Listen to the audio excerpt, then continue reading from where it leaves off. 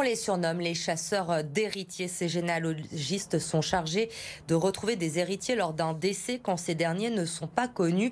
Mélanie Ferreira a pu suivre l'un d'eux dans l'une de ses enquêtes. L'histoire commence toujours chez le notaire. Maître Perrier-Favre a une mission à confier au généalogiste. Voilà, c'est un de ses amis qui nous a apporté l'acte de décès et c'est un client qui avait effectivement eu des rendez-vous dans notre étude sans que nous sachions qui sont ses héritiers. Un acte de décès et un acte de naissance, ce sont les seuls documents dont dispose Paul Loriot pour démarrer ses recherches. Jean est décédé et il a comme parents donc Albert et Lucette.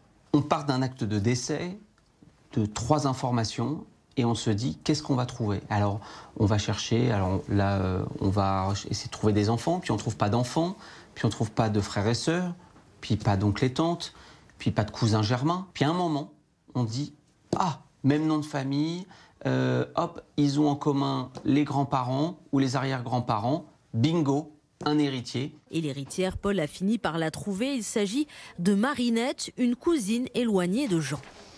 Vous voyez, alors, vous héritez de votre cousin Jean, oui, qui est là, dont le papa s'appelait Albert. Marinette, 97 ans, a d'abord cru à une blague ou une arnaque avant de réaliser.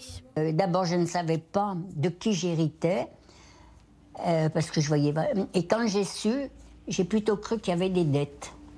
Le connaissant, je croyais qu'il y avait plutôt des dettes. Pas de dette pour Marinette, sa part d'héritage s'élève entre 40 000 et 50 000 euros.